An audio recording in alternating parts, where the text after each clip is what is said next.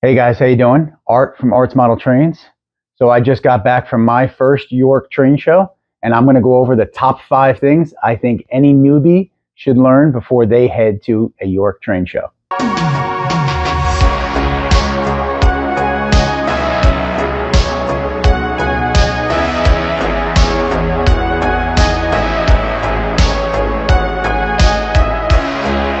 Hey guys, welcome back. So yeah, I got a bunch of stuff, and I'm going to do videos about all that. But I actually feel like while it's fresh in my mind, I want to take a few minutes and go over 5 things I think any newbie should think about when they head to York. A couple of which I knew in advance, and a couple I picked up when I got there. But first, I want to say one thing. Like, I had an amazing time. It was my first time there, and I met a ton of great people, talked to a ton of great people. Corey, Ray, Dell, I hung out with them for most of the day, and they were just so helpful for helping me buy things with my purchases, deciding on what to pay, all that kind of fun stuff. But then they also were very helpful in what not to buy, which really helped out, right?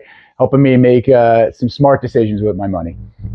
But it was really worth it if you guys have the opportunity.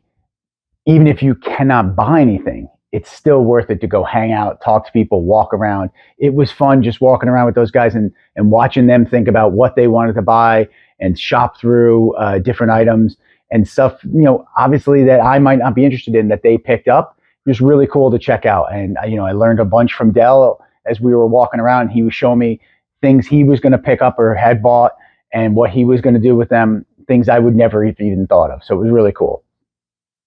All right, so that brings me to my top 5 in no particular order. Number 1, it is about the people. I just said it, right? Like, yeah, it's a train show and you should buy trains and all that kind of fun stuff, but it doesn't have to be, right? You can just go and hang out. There are 7 buildings to walk around and talk to people and hang out with. And, in and itself, don't lose sight of that, I guess is the point, is what I learned, which is you don't have to be buying something every second in order to be having a good time. Number 4, I'm going to steal from Ray. He told me this a couple days, or literally the day before we went, or 2 days before we went to York. Park close to the Orange Hall. I was able to get a parking spot right outside the main doors, a couple rows away, and it was a huge difference. Every time I made a purchase or two and I had my hands full, I would roll out to the car and drop it in the trunk, and I didn't waste 20 minutes walking to my car. That was a really good hint from Ray, so thanks, Ray. Number 3 is budget. I made a good list of what I really wanted, what I was looking for, and with that list, I put in there what I wanted to pay for those items based on research I had done online or in auction sites, things like that, just to make sure that when I went and actually bought something, it was a good deal and I knew when to walk away. And I have to say that really helped. I stuck to my budget. I came in under budget, believe it or not, and got pretty much everything I really was hoping to get. One item escaped me. That's it. What are we up to? Number 4. If you see something you want that's on your list, whatever you want it, and you're going to pass, take a picture of the booth that it's in with the little sign. Better yet, if you have one of those little paper maps, and I guess this is really only pertains to the Orange Hall, but if you have some sort of paper map or something, mark on that map where that item was. Personal example. I saw an engine that I was interested in. It's like the 3rd table I stopped at when I walked in the building. I then met Dell and hooked up with Ray and a couple other people, and then literally spent the rest of the day trying to find that engine. I could not find it. Where I thought it wasn't even close. Dell ended up finding it for me when we were at a booth looking for something else completely. So I recommend taking a picture with your phone if you can. If not, use a paper map or something to kind of jot down where it is, where approximately the table is, or anything you might be able to do as far as making distinguishing marks in the building where something might be, because you will struggle to go back and find that item once you've made a decision to try to do it.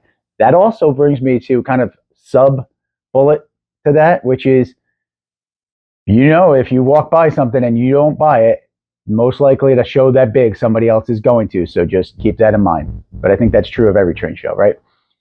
And then number 5, the last one, seems kind of simple. I think I read it on the forums and stuff like that before I went. But drink water, man. Drink something as you're walking around. I can't tell you. My day started at 5:15. I was out of the house before 6, and I didn't get home till 8 p.m. I needed every ounce of caffeine and water I could put into my body as we were walking around that show, just to keep myself going. But also, you're doing a lot of talking, you're doing a lot of walking. You need to obviously stay hydrated. So I would definitely make sure you have a bottle of water in your hand at all times. There were places to refill it. There were places to buy new bottles. They weren't expensive. That's one hint I'll throw at you guys. So that's it, guys. Those are my top 5 things for newbies. I'm sure there's more out there. Feel free to drop in the comments what you guys think a newbie at York should have in mind. But thank you guys for watching. Please be sure to like and subscribe, and I'll see you again next time.